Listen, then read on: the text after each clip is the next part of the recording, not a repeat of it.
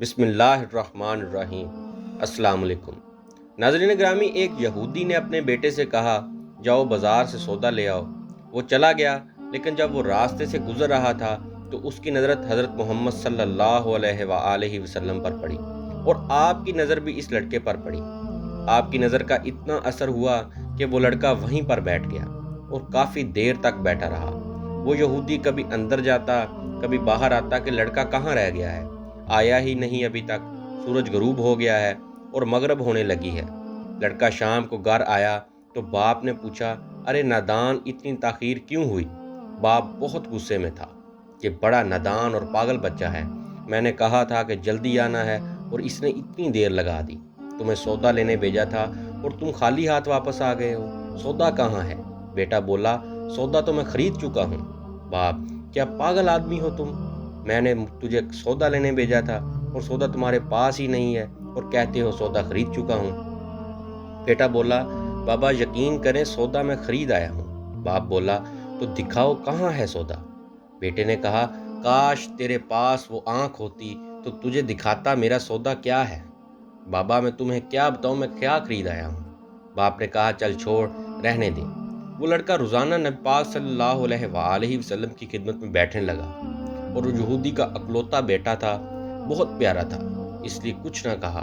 کچھ دنوں بعد وہ لڑکا بیمار ہو گیا، کافی دن بیمار رہا، اتنا بیمار ہوا کہ کمزوری کی وجہ سے کروٹ لینا بھی مشکل ہو گیا اور پھر قریب المرگ ہو گیا۔ یہودی بہت پریشان تھا، وہ بھاگا ہوا آیا اور حضور اکرم صلی اللہ علیہ وآلہ وسلم کی خدمت میں حاضر ہوا اور بولا، میں آپ کے پاس آیا ہوں، آپ تو جانتے ہیں کہ میں یہودی ہوں، مجھے آپ صلی اللہ علیہ وآلہ وسلم سے کوئی اتفاق نہیں، مگر میرا بیٹا آپ کو دل دے بیٹھا ہے اور اس وقت قریب المرگ ہے، آپ کو رات دن یاد کر رہا ہے۔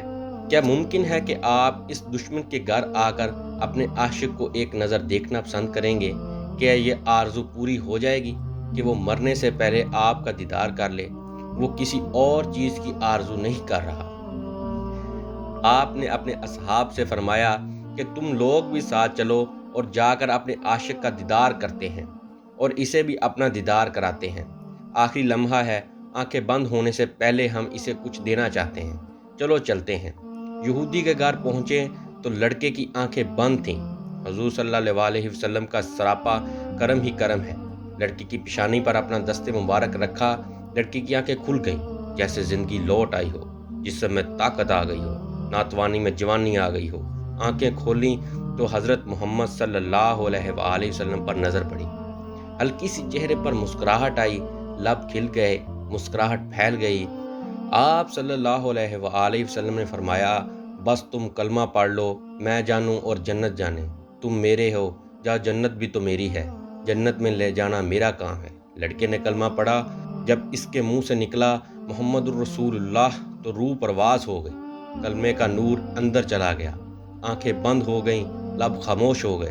لڑکے کا باپ جو کہ ایک یہودی تھا بولا، محمد صلی اللہ علیہ وآلہ وسلم، میں اور آپ دونوں مخالف ہیں، اس لیے یہ لڑکا اب میرا نہیں رہا، اب یہ اسلام کی امانت ہے۔ اگر قاشیان نبوت صلی اللہ علیہ وآلہ وسلم سے اس کا جنازہ اٹھے تب ہی اس کی عزت ہے، لے جاؤ اس کو۔ پھر آپ صلی اللہ علیہ وآلہ وسلم نے اپنے اصحاب سے فرمایا، سب مل کر اسے اٹھاؤ اور اس کے جنازے کو کندھا دو۔ آپ صلی اللہ علیہ وسلم جب یہودی کے گھر سے نکلے تو یہ فرماتے جا رہے تھے، اے اللہ تیرا شکر ہے جس نے میرے صدقے سے اس بندے کو بخش دیا، اے اللہ تیرا شکر ہے جس نے میرے صدقے سے اس بندے کو بخش دیا۔ قبر تیار ہوئی، کفن پہنایا گیا، حضور اکرم صلی اللہ علیہ وآلہ وسلم قبر کے اندر تشریف لے گئے، قبر میں کھڑے ہوئے اور کافی دیر کھڑے رہے اور پھر اپنے ہاتھوں سے عاشق کی میت کو اندر اتارا۔ آپ صلی اللہ علیہ وآلہ وسلم قبر کے اندر پنجوں کے بل چل رہے تھے، مکمل پاؤں مبارک نہیں رکھ رہے تھے۔ کافی دیر کے بعد آپ صلی اللہ علیہ وآلہ وسلم قبر سے باہر آئے تو چہرے پر تھوڑی زردی چھائی ہوئی تھی، تھکن محسوس ہوئی۔ صحابہ پوچھتے ہیں، یا رسول اللہ یہ کیا ماجرا ہے؟ پہلے یہ بتائیں کہ آپ صلی اللہ علیہ وآلہ وسلم نے قبر مبارک میں پاؤں مبارک مکمل کیوں نہیں رکھا؟ آپ صلی اللہ علیہ وسلم پنجوں کے بل کیوں چلتے رہے؟ تو کریم آقا نے فرمایا، قبر کے اندر بے پناہ فرشتے آئے ہوئے تھے، اس لیے مجھے جہاں جگہ ملتی میں پنجہ وہیں رکھتا تھا، پاؤں رکھنے کی جگہ نہیں تھی میں نہیں چاہتا کہ فرشتے کے پاؤں پہ میرا پاؤں آ جائے۔ پھر صحابہ نے پوچھا آپ صلی اللہ علیہ وآلہ وسلم قبر کے اندر کیوں گئے؟ ہم چلے جاتے۔ تو آپ صلی اللہ علیہ وسلم نے فرمایا کہ میں نے اس لڑکے سے کہا تھا تیری قبر کو جنت بناؤں گا، اب اس قبر کو جنت بنانے قبر کے اندر چلا گیا۔